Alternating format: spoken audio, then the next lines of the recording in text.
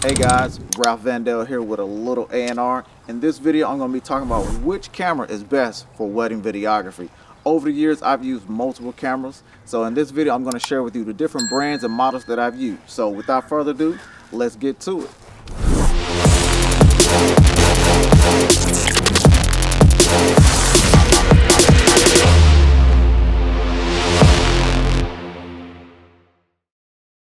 So, which camera is best for doing wedding videography?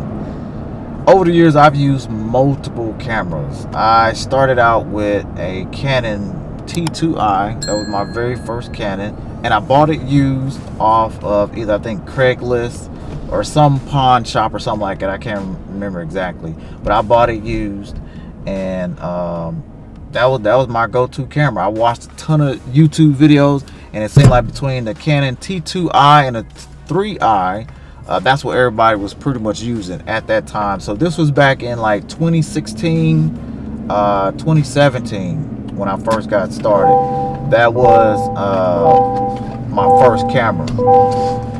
Then as I progressed, I moved through the Canon ecosystem, and I went from T2i, 3i, then I jumped up to Canon 5Ti, and then I eventually made it all the way up to Canon T7i. And then when I had more money and I was doing more weddings, I switched to a 1DX. The 1DX and the 1D, that was like the hottest hottest Canon cinema cameras at the time, and the 1DX actually is a sports camera. And so I ended up using that to do video and photo with. And then over time, as Sony started to come on the scene, mirrorless cameras, that was the next big hot thing at the time.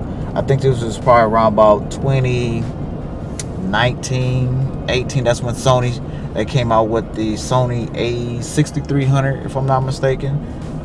Which was a really nice, dope mirrorless camera. It's a APC, so it wasn't full frame, which means it has a smaller crop sensor size, or what have you. And so I didn't have the money to make the conversion, but I was debating between Sony and Nikon, or should I stick with Canon? But Canon at the time, they just didn't have anything. Sony was leading the way when it came to mirrorless cameras, and the clarity of those cameras. Sony was the only one that was coming up with the new technology. And so as I gained more money, I eventually slowly started switching over to Sony. And my first Sony camera was I want to say it was a Sony A6600, 6400, somewhere through there. And then I bought a used Sony A7 III. So when the Sony A7 III came out, a whole bunch of upgrades. There was a ton of YouTube videos on that, and so I eventually bought my first Sony A7 III, and I loved it so much it took my work from here to here, like overnight. As soon as I left Canon, I mean, the clarity on my videos, my brides, they started noticing how much more better the quality of the videos were. And one of the brides, she was like, man, I feel some kind of way because I'm looking at your work versus what you did when you was using them Canon cameras. She want to redo her wedding. And so Sony just like changed the game for me, and it really elevated the look and feel of my wedding films. And then as I progressed further, I bought another Sony A7 III. And then at one point, I think I had like 4 Sony A7 IIIs. I sold one, bought another one. So I was from like 2020 to about 2022, I had multiple Sony's A7 IIIs. And then the Sony A7 IV came out. I bought that, upgraded. I probably kept it maybe 3 months. I got rid of it. It just wasn't doing what I needed to do, and it kept overheating. It kept turning off, and that happened in the middle of a shoot that I was doing with a client. I said, nope, I'm getting rid of it. So I just went back and bought another A7 III, and I've been rocking with Sony ever since. Now, since that time, other camera makers like Canon and Nikon, they have developed out their cinema line more, and they've developed out their mirrorless line as well to compete with Sony. So Canon, I think their first mirrorless camera, if I'm not mistaken, was the Canon R1 or Canon R, if I'm not mistaken.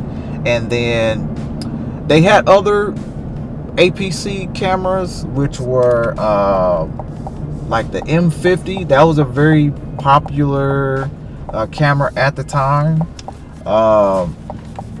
But once I was on Sony, I kind of like really wasn't following Canon anymore. I was so stuck with Sony because the results were so phenomenal. I didn't feel the need to switch over, and Canon, they was just still trying to keep up with Sony. So I said, you know what, I'm just gonna stick with this system right here instead of trying to convert back over. And of course, Nikon, they came out with I think the Z6, the Z7, then you got the 8, the 9. So Nikon, they slowly start progressing, and those cameras worked out well. But I think the question you really want to know is which one is going to be best for you. The Sony's worked out well for me because it's not just the camera itself, it's what you're doing with that camera and how you make the camera do what you need it to do. So don't get so caught up on Nikon, Canon, or Sony, or whatever. You need to develop your skills. What are you doing with the manual settings? And regardless of whatever camera you get, can you make that camera can you make it do what you need it to do? And you got to find out which one's going to work best for you.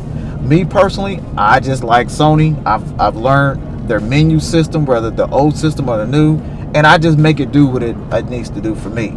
Now, when it comes to budget, of course, you got different price points. You can buy a used Sony A6300, A6400 right now, maybe somewhere between $700 to $800 used, maybe. And I know you can get a used Sony A7 III used for probably about $1,200 to $1,600 or what have it. And of course, you still got to buy your lens.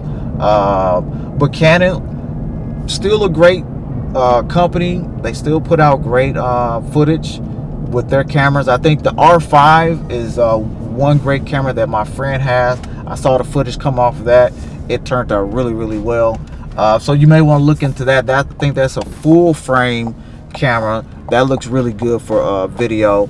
So you just have to do your research, and it's really going to boil down to how much are you trying to spend. But at bare minimum, if you really want to get into the game, you got to spend at least $700 to $1,500, hands down. I mean, you could probably buy used if you come up on something maybe like a broken camera. You can go and try to fix it, but to have skin in the game, you really got to spend some money to get the results that you're looking for.